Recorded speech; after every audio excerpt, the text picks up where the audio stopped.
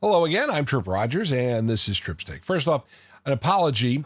Last week, I recorded the video for my podcast, which I normally do, and, well, on YouTube, it took it with no problem, but Spotify for Creators would not allow the video.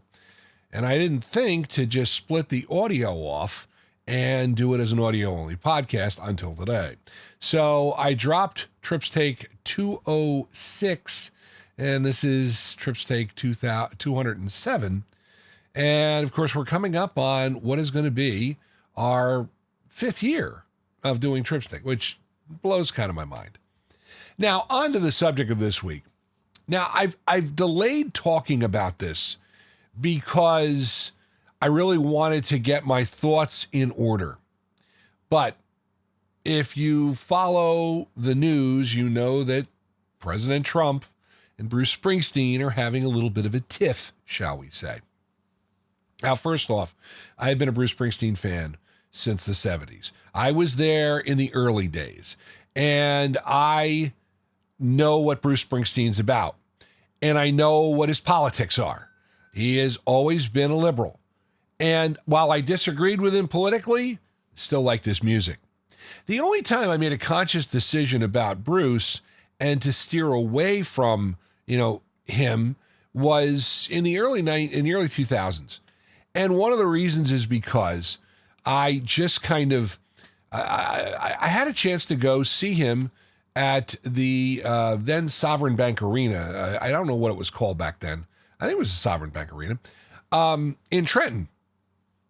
And it was his Ghost of Tom Joad tour. He was doing smaller venues. And I had a chance to get tickets for the show. But I said, Bruce was being very political and the concerts were a little bit political. I didn't want to go to be preached at. So I kind of passed on that one. And I've since gone to other Bruce Springsteen shows. And I mean, his shows have been great. But one of the things that struck me about this was something that he said to George Stephanopoulos when they did that ABC interview last year, coinciding with the Disney special on his concert tour. And one of the things George asked him point blank was he made his choice clear for president. And he was very pointed about it.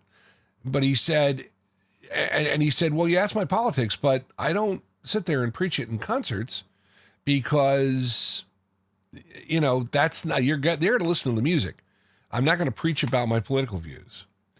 And that struck me because of, and if you've heard about the controversy, Bruce has opened his European tour and has made a number of comments about President Trump. And it has drawn a bit of fire here in the United States, obviously from President Trump, because President Trump never saw a fight he didn't like and never misses an opportunity to try and bully people and to say things. I mean, listen, I supported President Trump. I supported him. I voted for him all 3 times he ran for president. But sometimes the guy just doesn't know when to be quiet. And I'm not saying anything I have not said privately. I'm saying it publicly. That's one of the things that bothers me about President Trump. But this time I think he picked the wrong person to pick a fight with. Bruce Springsteen is an American icon. Bruce Springsteen is someone who you like his music and you like what he stands, not necessarily what he stands for, but you like his music. Here's the problem. The fact that Bruce started talking about this on a European tour kind of bothers me because let's see him do it here in America. And the problem, I think, is he will then either basically be disingenuous because of what he said on that interview, and people will call him out on that, or B, he might get booed.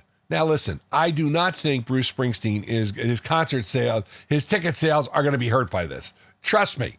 If Bruce Springsteen does a tour in the United States, sell out every show.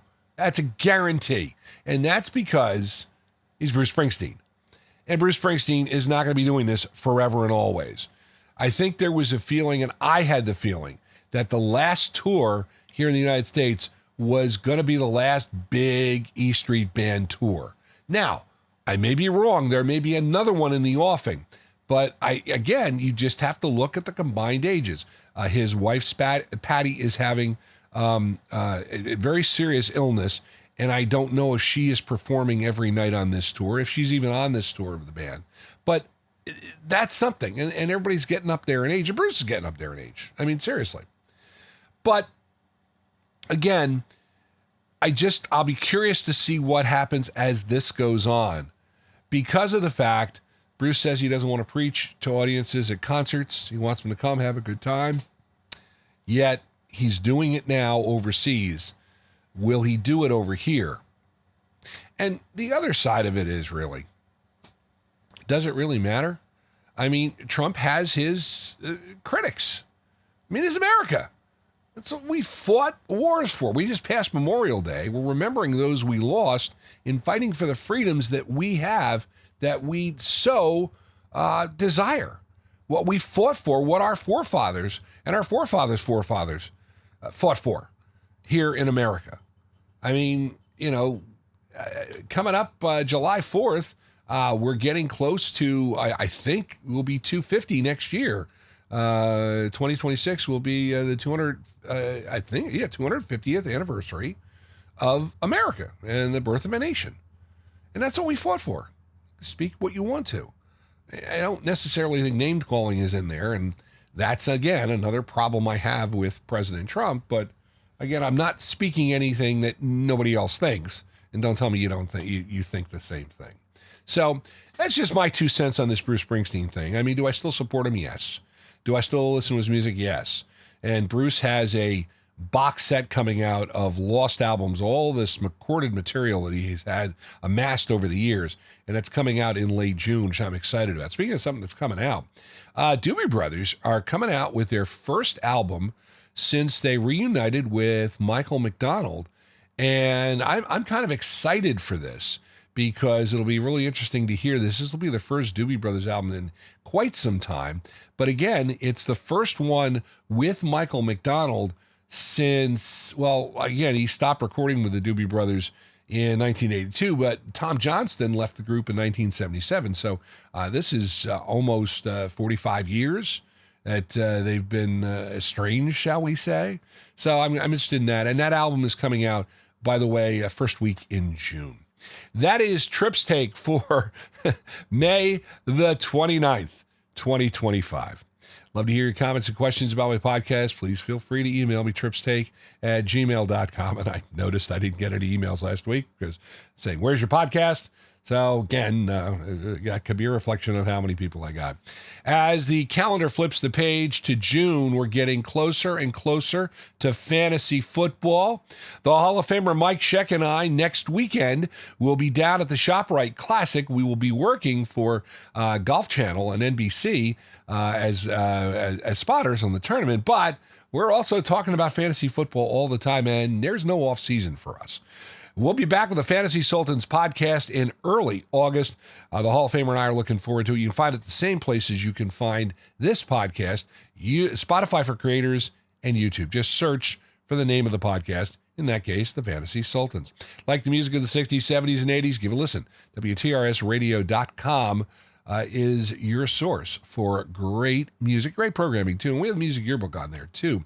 Also, remember, I will be making another appearance on Phil's Tracks very shortly. And don't forget the other podcast we do called Trippin' Up, which is music trivia, as Phil tries to stump me with music trivia, which is a lot of fun, and I enjoy that. And Trippin' Up Trip you can find also on Spotify for Creators. Join us again next week, and there will be a next week. For now, I'm Tripp Rogers. Thanks for watching the podcast, and make it a great one.